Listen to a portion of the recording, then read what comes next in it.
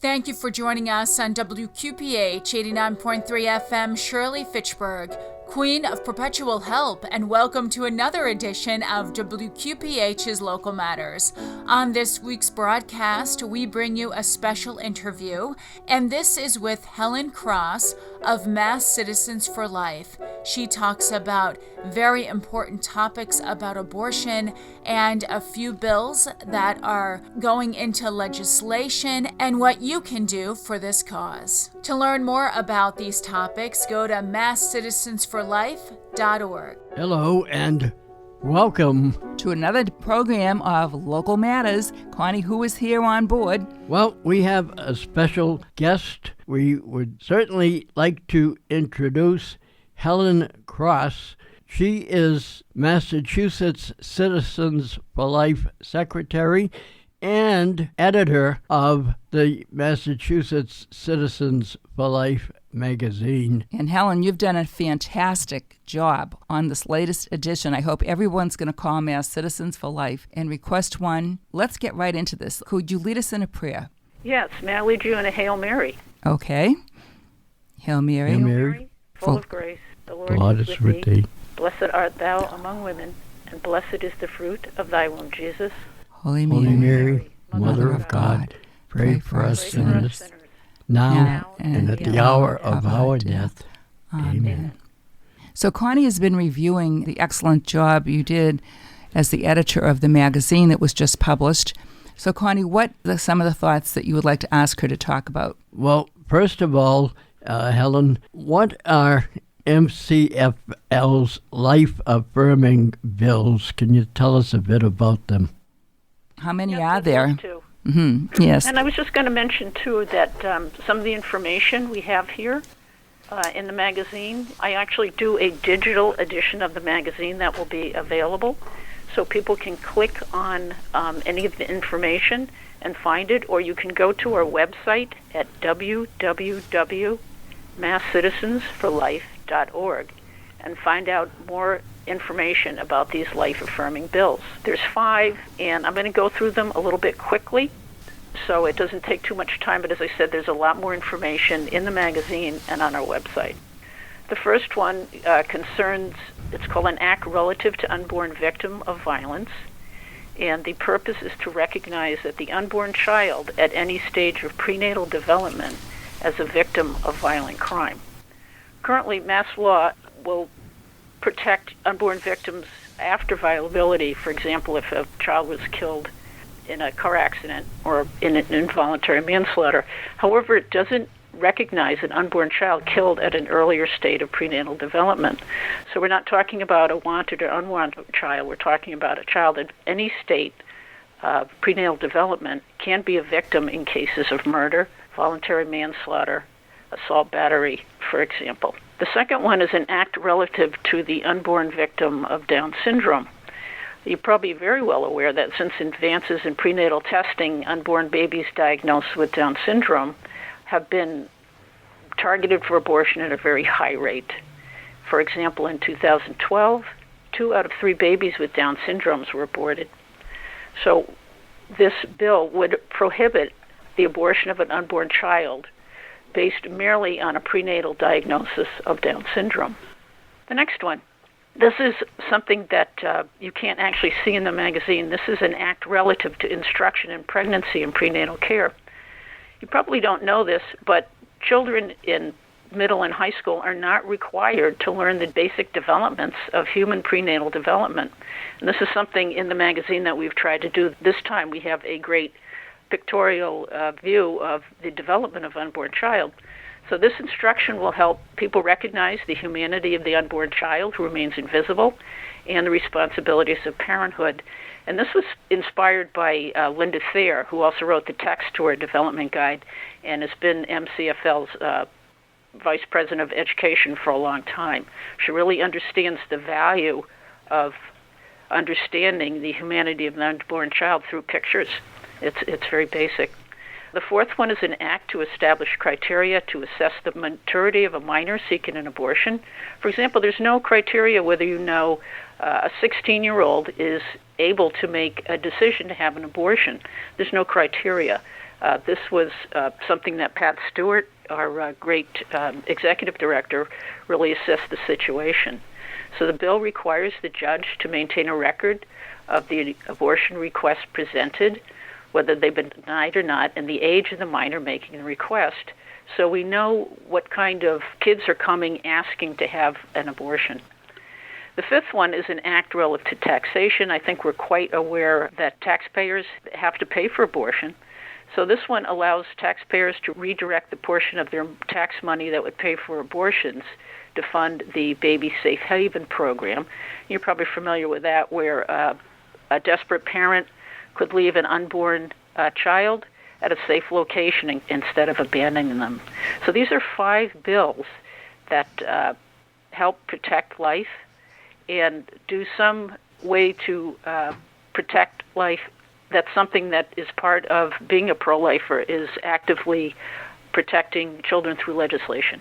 Excellent. And could you give us that website information again? So, because 5 bills is a lot to swallow, and we have minds that want to know everything. So please tell us again, how can more people go to your website? What do they click on? They would go to www.masscitizensforlife.org. And then is there a guide to go to the bills? Yes, there'll be a site for legislation, and you can just click on that, and there's lots of wonderful information. In fact, something we don't have time for in this interview is we do have a new wonderful young woman that we've hired to redo our website, so I think it's going to be even a little bit more user-friendly in the future. But it's really easy to find information on these bills. Excellent. And then you mentioned that you had another thing that you had designed recently. Can you comment on that so that people could get more information about these 5 bills? Yes. I also mentioned, I think I do a digital version of the magazine with links, and I'm actually kind of proud of this. This version of the magazine allows you to click right on the really important educational foundation. A lot of the things that we talk about are really exciting, and they're really something that you want to read about in more depth than you can do in a small magazine article. So this takes you to either great sites like Charlotte Lozier that can give you great information on science, or it goes right to our website too. So this really helps direct you to the really important information. The digital file, yes. Okay, so now is that a link that could be sent out to people, that if we copied it and pasted it, could we send it out? Yes, we could do that, and it should be available on our website as well. So if you went to the website, you could pick up the information from the digital edition of the magazine. And another thing I guess I could plug too is, if you're not a member of Mass Citizens, the magazine is part of membership, or you could read the magazine by going to our website. Right. How does one become a member? Again, you could call. I could give you our office number. You could call Mass Citizens for Life, say that you'd like to become a member. Our number is 617-242-4199, 617-242-4199. And there'll be somebody very nice at the office to talk to you. Or you could go to our website, and you can sign up there as well. So there's lots of ways to get involved. Right. Now, do you still have regional meetings? Yes, we do. In fact, I'm also we have chapters, and it's been a little difficult during lockdowns for coronavirus and people not wanting to meet, but I'm actually the chapter director of the South Shore chapter, and also on our website it shows where we have local regional meetings, and they're great things to become involved in as well. Absolutely. Yes, we go local. That's our program, Local Matters. Mm-hmm. So all the people in different areas, please check it out. If you'd like to get involved, you could maybe become part of a membership of the general MCFL, or you might want to become a member of the local chapters, correct? Yes. If you remember a MCFL member, you're automatically a chapter member, and it's just whether you'd like to get involved or not. And it's a great group of people you probably know, people you probably go to church with. So it's another wonderful way to kind of live your pro-life message. we live it. We don't just do it, but we live it. Perfect. Connie has another question. Let's move on to another subject. Unborn Child Act was reintroduced. Can you talk about that, please? Yes, this is a little different. We have different kinds of legislation that we feature. We are Mass Citizens for Life is an affiliate of National Right to Life Federation Committee. I'm sorry. So this is a little bit about a federal bill that was reintroduced on January 27th by Senator Lindsey Graham, and it's called the Pain-Capable Unborn Child Protection Act. And I'm just going to read what it would do. This legislation would protect unborn children at 20 weeks, a point by which the unborn child is capable of experiencing great pain when killed by late-term abortion methods. And I looked at very quickly the fact sheet produced by the Charlotte Lozier Institute. It was, I mentioned before, is a wonderful resource for pro-lifers. It's a pro-life think tank, and you can really get really wonderful information. The fact sheet is called The Science of Fetal Pain, and I didn't go over the whole thing, but I went over the most important parts. And when I was researching this, I think the most important thing that I learned is that birth is not significant for whether a child feels pain. You are capable of pain inside the womb as well. Birth does not really affect the nerves and the things that create pain sensation. So I thought that was something I really learned, and I was really surprised. I think people think that being born, all of a sudden you're pain capable, and it turns out from great evidence that it's probably around 20 weeks. So to go very quickly, you need certain things to feel pain, and that would be your anatomical organization. You've got your nervous system is established by about 6 weeks. You get nerve synapses for spinal reflex. You get receptors. You need something to send the pain signals. You need something to receive them. So all these connections are connected by about 20 weeks, so that's where the 20 weeks comes in. The unborn baby also has a reaction to unpleasant stimuli. It's called an avoidance reaction, and you can actually measure the chemicals that any organism that is experiencing pain would, it's called a hormonal stress response. So they show them about 18 weeks. And again, this is all very well documented. If you wanted to go to the studies that showed, increases in cortisol and these different pain stress chemicals, you can find them. So we find then that babies have these structures and they are experiencing pain. We see this by having pain responses chemically. That's where about the 20 weeks come from. And then what's really, I think, exciting and, again, very positive, because pain is a very, very sensitive subject. People don't want to think about it, and it can be very stressful for people to think about babies being in pain. So the next thing that I really thought was beautiful and something that pro-lifers could look at is now when unborn babies can undergo fetal surgery, and there's a children's hospital in Philadelphia, and they performed over 1,600 fetal surgeries between 1995 and June 2017. If you went to their website, it's very exciting what we can do for unborn babies. But the reason I put this in here also is, I'm going to read this, is this is what a mother is told when you're going to have prenatal surgery. You will be given general anesthesia, and that anesthesia will put your baby to sleep. In addition, during prenatal surgery, your unborn baby will be given an injection of pain medication to ensure that she doesn't move. So that's great news that we can do that, but it also backs up the idea that there is someone that can experience pain, and it's being treated as very serious. So there's, again, a number of studies. I'm not going to read them all, but they're very exciting. And also that if a preterm baby is given routine care, they can survive. And all these babies that are wanted and they're 22 weeks are given pain. They're given pain medication, And so if you're a wanted baby and you're 22 weeks, you get pain medication. If you're an aborted baby, you're not going to get that. So it's something that's very hard to think about, and I thought this was a very sensitive way of dealing with a hard issue to talk about. So what is the remedy for someone who's having an abortion? Could they request some assistance for the child? I haven't heard that, and I haven't heard anybody talk about that. I think it would be, obviously, if we couldn't save the baby, I want to say this right, if we couldn't save the baby, obviously we would be in favor, I would think, of giving babies pain medication so they would not suffer during a brutal late-term abortion procedure. But as far as I know, I haven't read that that's been proposed anywhere. Very interesting.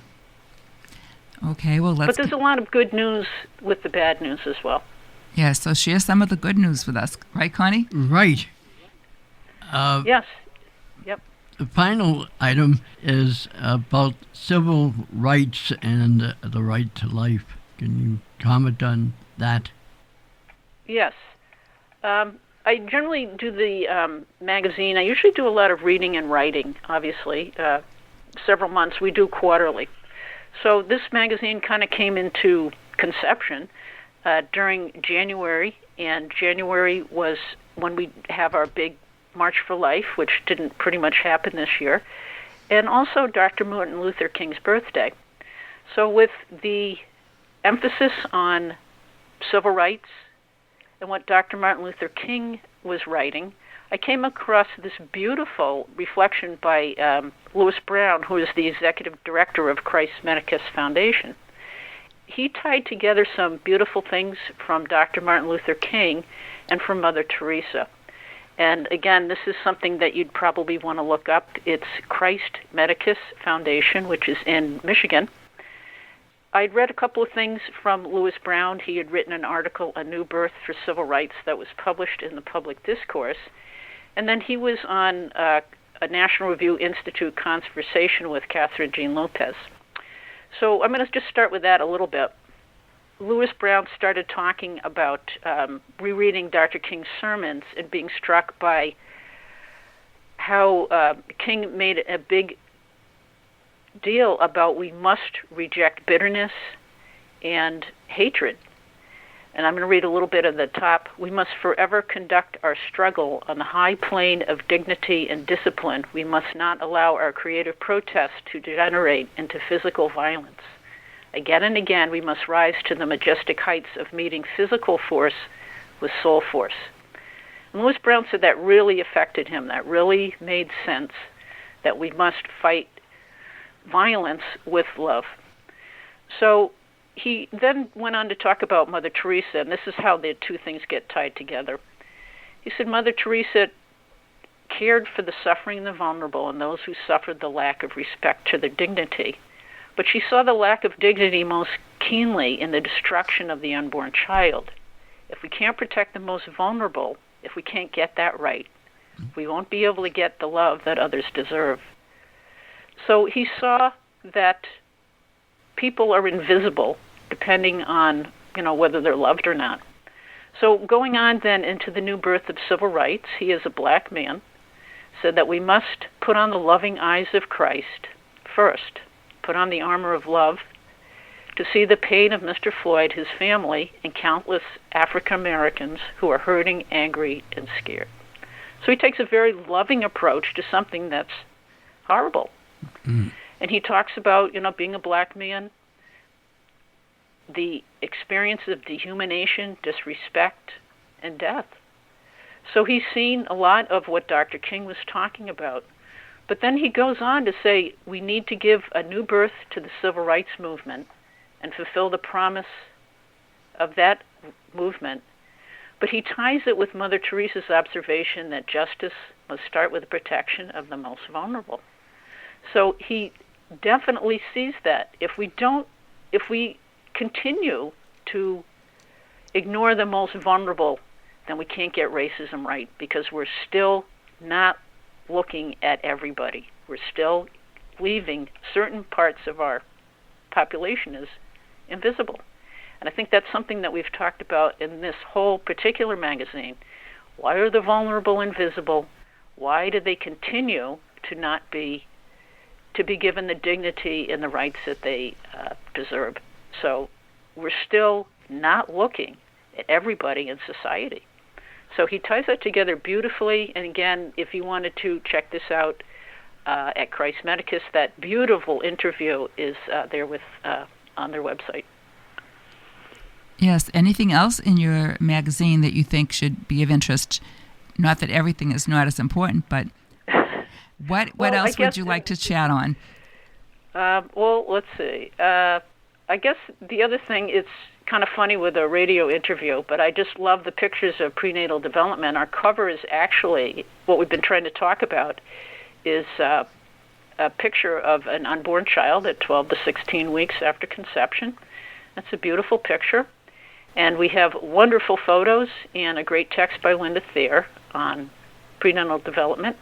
And I guess the last thing I wanted to talk about, which I can only touch on because it's absolutely brilliant, and to do anything less than that would be give it a disservice, is we talked a bit about a wonderful book by O. Carter Sneed, who is a professor at the University of Notre Dame, called What It Means to Be Human, The Case for the Body in Public Bioethics.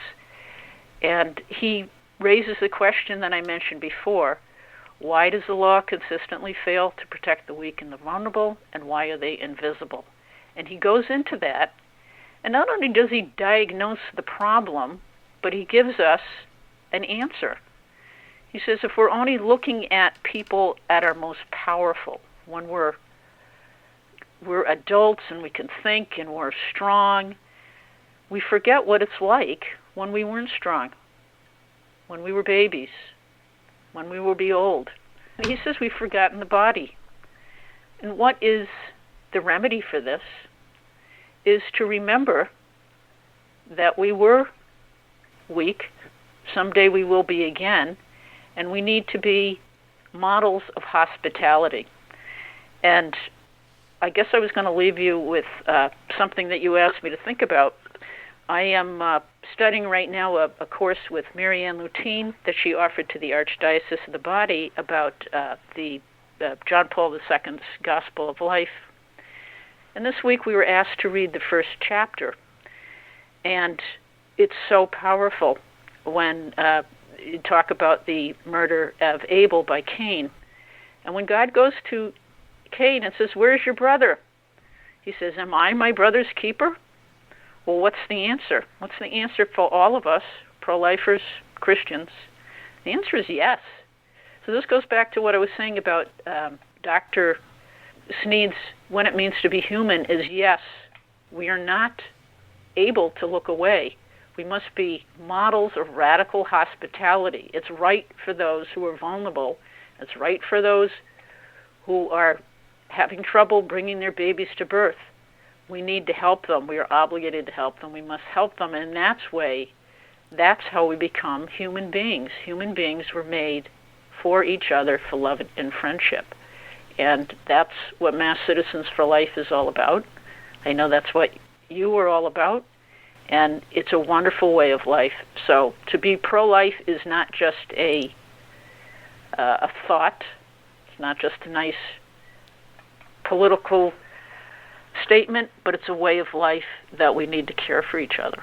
Well said. We would certainly like to thank Helen Cross from Massachusetts Citizens for Life for joining us today.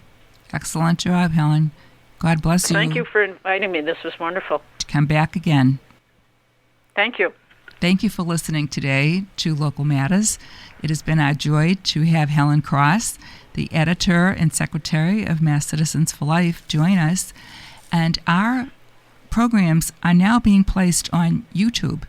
So if you would like to help us, when you see a YouTube story like this, please share it with other people.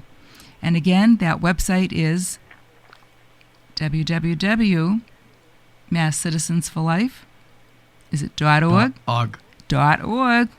Okay, the ball's in your court now. Thank you for listening. Thank you, Helen. God bless you. This is Chris Hanley. You're listening to WQPH Catholic Radio 89.3 FM, Shirley, Fitchburg. Hello, this is Father Frank Pavone of Priests for Life. As reported by the Centers for Disease Control and various states, sometimes a child survives an abortion procedure. The law, while recognizing these born children as persons, still does not provide adequate protection for them. Congressional Republicans have introduced a bill to strengthen such protection. It is the Born Alive Abortion Survivors Protection Act. The Democrats oppose it. They don't even want to discuss it. People find it hard to believe that babies born alive aren't already being adequately protected, but they are killed or left alone to die. This bill would not affect whether or when someone can have an abortion, but rather focuses on babies born alive. Learn more and spread the word at bornalive.us. This is Father Frank Pavone, National Director of Priests for Life. Good Saint Joseph, we seek your intercession. If you would like to help us honor Saint Joseph, request a book of his Holy Cloak Novena. You can obtain one by going on our website, www.wqphradio.org, and request one, and it will be mailed to you. Or you can call us, and we can try to get one to you. Our number is 978-343-0893. You're listening to WQPH 89.3 FM Shirley, Fitchburg. And now a word from author Peter and Jimmy, who is the host of Your Prayer Intentions, taking place every Saturday at 12:30 p.m. Whether you're donating money or giving us prayers, without you, we don't go on. And if you do want to help us go on, please consider going to WQPHradio.org. There's a donate button there. You can give once, you can give monthly, and it makes a difference. It keeps all of our shows, and we have a great lineup of shows, keeps us going. And whether you're a fan of Your Prayer Intentions, or whether you like Dr. Rollo on Do No Harm, which is on Sundays at 11 a.m. and p.m., whether you like Steve's show, Benedict's Her Sundays at midnight, whether you like Brother Matthew and Brother Anthony from the Housetops, which is on Sundays 10:30 a.m. and 4 p.m., whether you're a fan of the Children's Rosary, which we have every day at 5 p.m., 7 days a week, whether you like our Local Matters show, which is Saturday at 11, or Talk Catholic, which comes